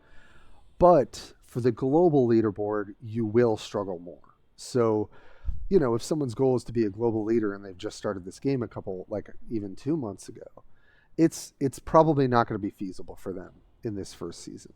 But, as time goes by and people are able to collect more, cards, yeah. We'll see more of that. And so to me, before I kick it to you here, I think to me overall this is a better system. It's moving in the right direction. It probably will need some tweaks to help out newer players or players that just can't collect as much. But generally, I'm pretty happy with this change. But how are you feeling, Harry? Yeah, I'm happy with it as well. And I think, yeah, obviously I understand that it's going to be hard for newer players, but that's all part of the card. That's a card game for you, isn't it? You're going to have to come in. True. You're going to be looking at the leaderboard, and you're going to see all the other factions, and like you're going to want to like. I haven't got all the Tyranid cards. I never played Tyranids, but like I'm going to have to start getting the cards. I'm not going to have them, but I'm going to have to make decks that are good without certain cards. So you can still win, but you have to work a little bit harder. But you just play. If you play and you make sure you're doing your dailies and that, you get cards, like you do. Yeah. So, but you're gonna look at the leaderboard, see other people, and you're gonna like wanna. It'll give you incentive to maybe start collecting your Tyranid cards and your things like that. So I think it's a very good change. It's a very good change for content creators as well, because a lot of people are going to be looking for guides on decks that they wouldn't normally look for, That's a great point. I actually had not even thought about that, which is funny because we both create content for this game. Yeah. But yeah, I think it just makes things better in terms of card diversity, deck diversity, and it incentivizes that like metas have to be changing and have to be diverse, and I think that is what we're looking for. Their overall goal, they always said with balance patches, was like, we want to bring up the bad warlords and bring down the good ones. And this helps with balancing because it also is just incentivizing. Okay, well, I'm going to find the best Eldar deck. I'm going to find the best Tyranid deck, or the fact that people are playing this type of Tyranid deck means that now I'm going to play this type of Ultramarine deck to counter it, right? So it's like there's so many more layers to the metagame when you have a system like this, and I think that's just so much better for ranked and for the game overall. Yeah. So I'd be remiss if we didn't talk about how they're kind of transitioning to the new system, right? Just like what is this going to functionally look like? So the beginning of the first season under this new rank system, players are going to be placed in the rank closer to their rating. Now this is where I am not happy with what they're doing. So players with 2,500 plus rating will begin the season in Legendary Division. Here's why I don't like that. I don't love that there isn't going to be a grind each season to hit Legendary. That basically, as long as you hit Legendary once, you're always going to be placed back in it. I don't love that conceptual. Like, I don't want to make people grind and feel like all of their progress is for naught. Like, I do see that piece of it, but it's a little weird that you get to start in the highest division once you hit it every single season after that. I mean, maybe it's better in the sense that, like, oh, I'm going to start out in iron or gold or something, or let's say gold or platinum, and then, be smashing people that are not at the same level as I am.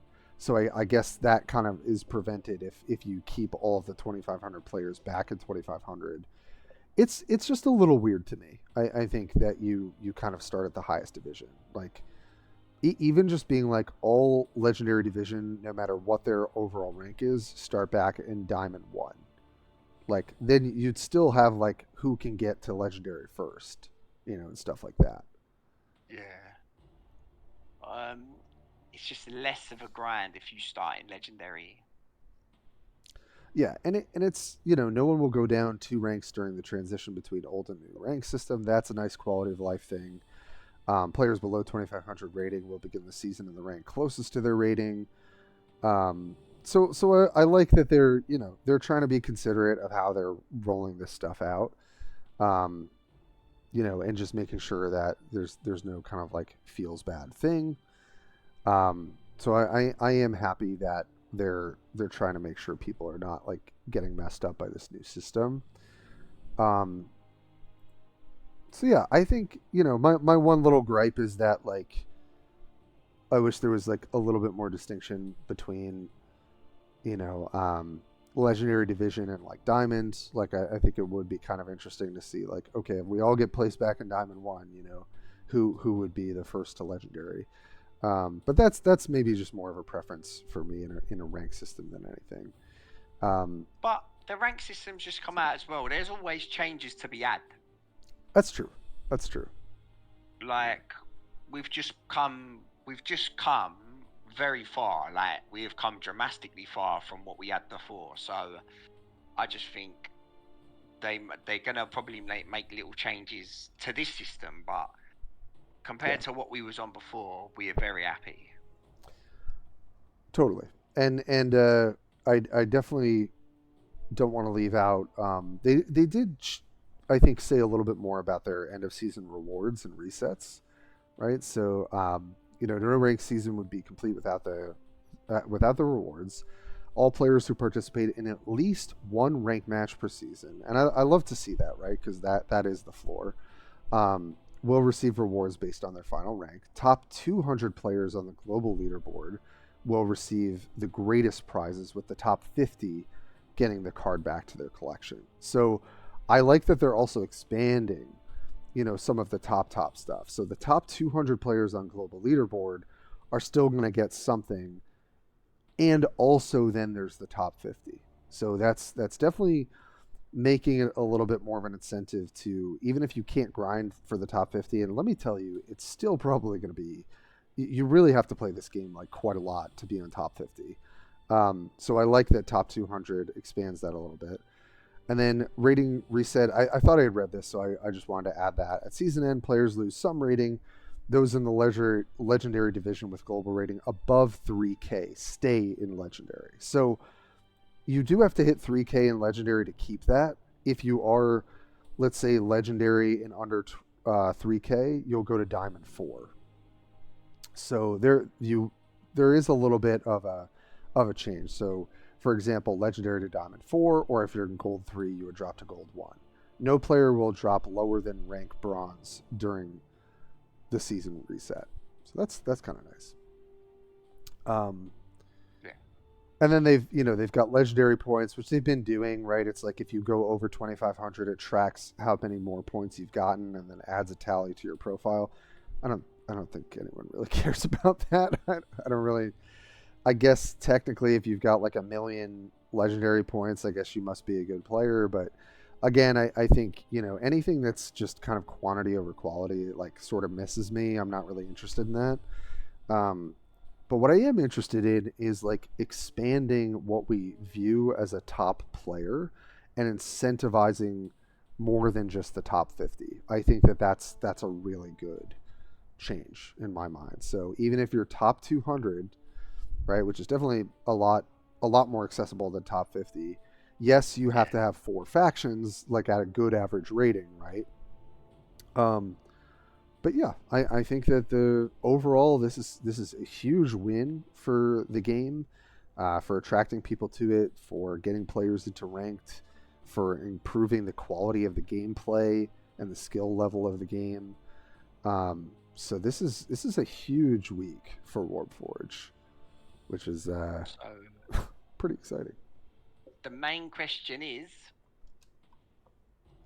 what is going to be your 4 factions? Oh, I was thinking about this when I saw the changes yesterday. I think I really want to play some Eldar. I really like their play style. I really want to play Tau, whether that's Warshaper or Anva, because I really enjoy the Kroot. I think from there it gets a little harder. I have such a bad taste in my mouth from Ultramarines last season.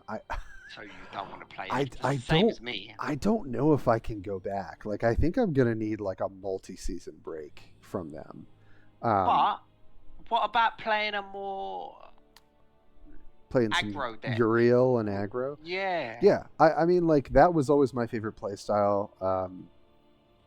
Kind of like the burn the face kind of thing, and maybe that will come back into the fold. I still think it's kind of weak. From above. Yeah.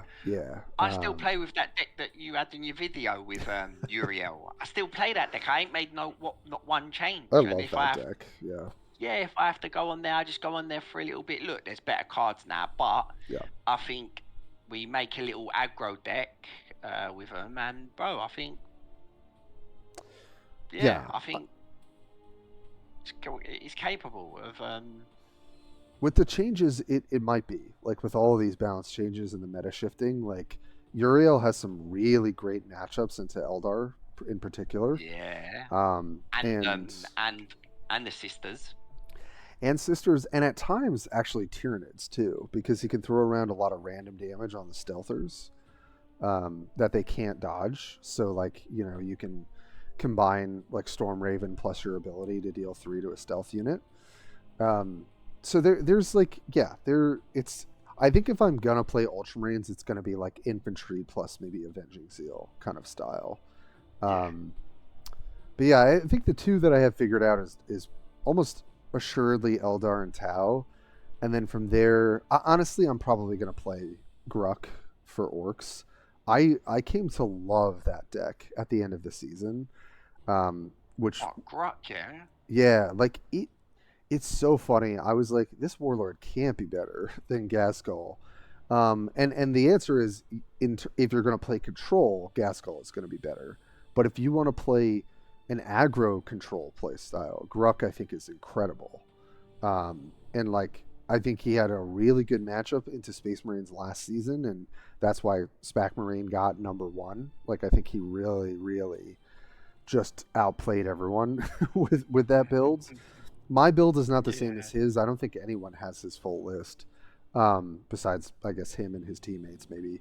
But I really love the play style. You can kind of like control the board with your classic control tools, or you can like actually beat their face down with war bikers getting buffed and like bomb squigs and attack squigs, and just being able to get Makari out of your deck better than any other orc warlord.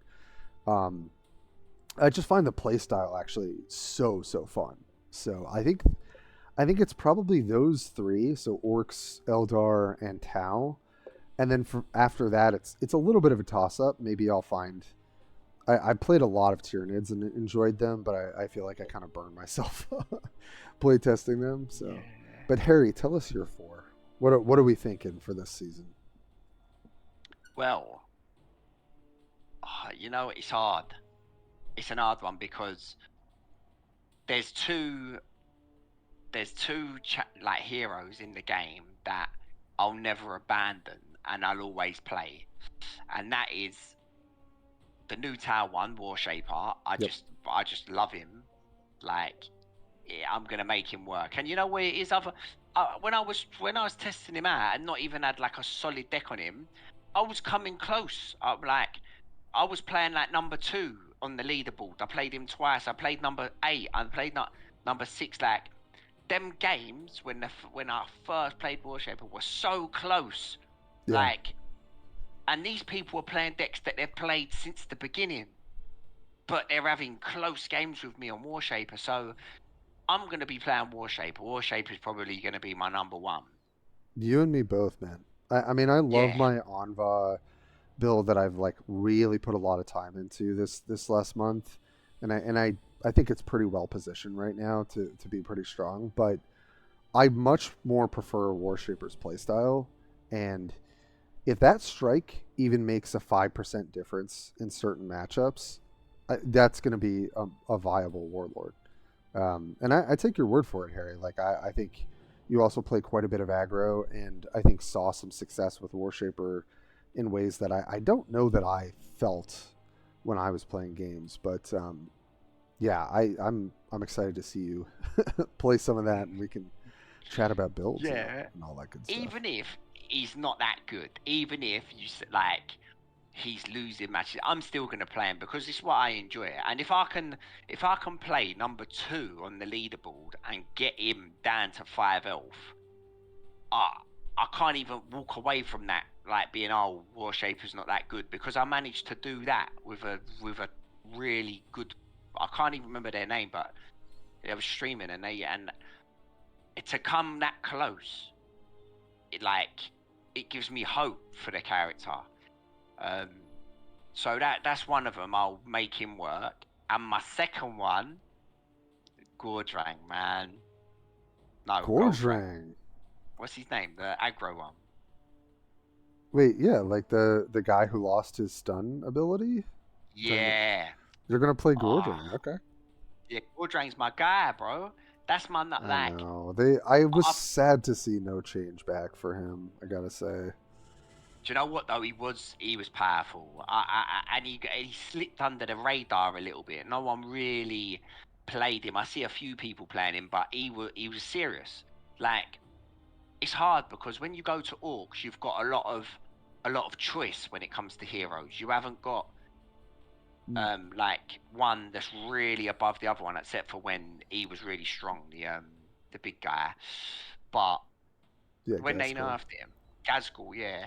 But when they nerfed him, I think you've got a lot of choice. You can play any of them orc heroes, and you're gonna see a little bit of success, because it's not the heroes that make the orc faction. It's the cards. It's the Will of Grork. It's the no mucking about. These cards are solid, like wowzers. Like, they're serious.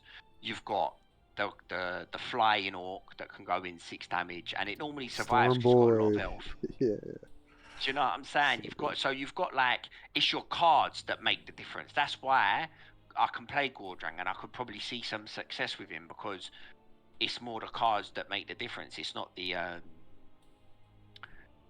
hero, but they're my main 2. They're what I'm going to be solidly on the field with. Nice. I probably will try my third as Chaos, because I've got big love for Chaos, you know.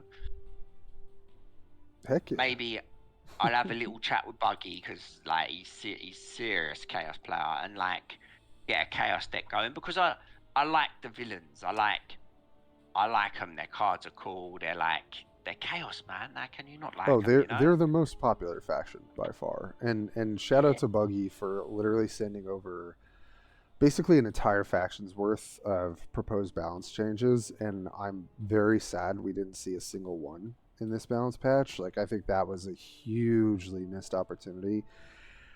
They put a lot Yeah. of changes into this balance patch. They probably just hit a wall and were like, this is enough. We can't But do no more. Yeah. but I think if we just keep asking, and like there were other players besides Buggy that also added changes to Chaos. Like I think we'll get them. I think we will get them. It's obviously didn't come this patch, but I think maybe we'll get them next patch, because Chaos really suffer. I dubbed them in my community video. They're the faction of one play style, which they 100% are. Like no one plays Sylar, and if you're playing, you basically play Abaddon or you play Harkin, and no one plays Galaron. So it's like you have two warlords in that faction that are just kind of untouchable, and I think that that's terrible for that faction, and so I really hope that they take a look at a more control chaos playstyle. Um, Yeah. so we'll see. But yeah, I think that's a good choice, Harry. I feel like they have a lot of good game into a lot of things. They're kind of hard to deal with for certain factions, so um, I think they might have a good shot this season. Yeah.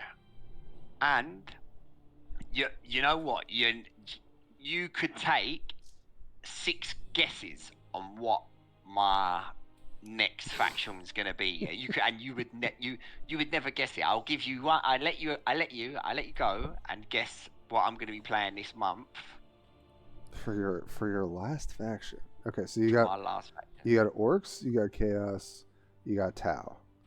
Yeah. What is going to be my 4th?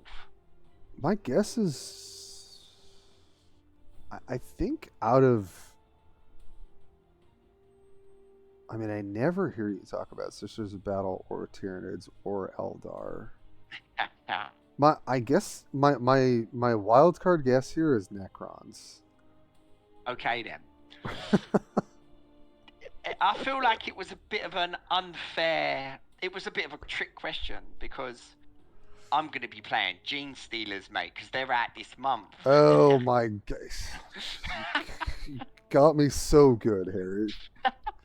Dang it. I can't wait for them to come, and because you know me, as soon as the new ones drop, boom, I'm out there testing them. Dude, me too. Like, we have to be. We have to lead yeah, our alliance to victory with the Gene Stealers, 100%. Bro. I don't know. I don't know nothing about the Gene Stealers, yeah. But in my head, I'm hearing Stealers, so I'm thinking, oh, they might steal opponents' cards. Do you know what I'm saying? Transform into cards in the hand and things like that. I don't know, but bro, if they're called Stealers and I'm not stealing cards, then I'll be very disappointed. True. The legendary steal a card out of your opponent's hand. Boom. Yeah. I'm all for that. Yeah, I'm interested if we're gonna see like that kind of thing, because they've done that in HHL where like you're putting stuff in your opponent's deck, or you're Oh, like have they? there's an archetype. I didn't love it myself, but where like you're putting traps in your opponent's deck, or like you're kind of like adding stuff they wouldn't want, which is an interesting idea. I've seen similar stuff in other card games. So I think Gene Stealers might have that. The other thing I'm interested in is like, will they have cards that basically copy what your opponent has and then have like some other ability? Like that there's a lot of design space, like, on paper in terms of their flavor. But you know what? I was struggling to think of a fourth, so That's probably going to be it for There you when go, that bro. drops. But Yeah, we played a new, bruv. When the new ones drop, obviously I struggled a little bit with Sisters. I played a little bit, but I didn't do as much work, you know. I And I love them as a faction. I love the design, but they kind of lend to more of a grindy play style, and I don't enjoy that. I really like aggro playstyle, or I like tempo playstyle. I'm not huge on like developing a board and protecting it and then kind of like going over the top of your opponent, which is kind of how they play. I don't really want that's just not what I get a ton of. I like Junith a lot though, so I think if I did play Sisters of Battle, I would probably play Junith out of anything. So, yeah, but I yeah, I do like the Sisters of Battle look so cool, don't they? yeah, they look amazing, and they're finally like getting close. They're inching closer and closer to the finish line of like, getting to tier 2. I think. We'll see how the balance changes shake out. But God, we have so many changes this month. Like it's a really big shakeup for the game. I have to think it's in a pretty positive direction. Definitely, Harry and I will be back talking about all things Gene Stealer as soon as that hits the streets. And 100%. it should be coming in the next 2 weeks, maybe a little less when we start to see previews. If the timeline is kind of what we've seen before for faction releases. Um, if EG blesses us, we should have some cards to preview as well. I Um, can't wait. and Harry and I will definitely be doing that together this time around instead of just me. So, um, yeah, I think we got lots to look forward to. This is a welcome breath of fresh air from one of the, if not the worst seasons in Warpforge. Oh yeah, oh Um, yeah. so I'm happy. I know this is a long video, but we had a ton that we wanted to get into, and I just Yeah, appreciate all the support on the channel. Um, yeah. Thank you, everyone. Big up. Yeah. yeah, thank you, Harry. Always letting me ramble on. Cool, bro. Yes, so I enjoy this, man. This is very fun. Like I do, yeah, I enjoy it, and I do enjoy the game as much as I might not play the game like religiously. I'm not like up there playing the game as much as like wherever, but I do love the game. Fell in love with the game. Fell in love with the yeah, community.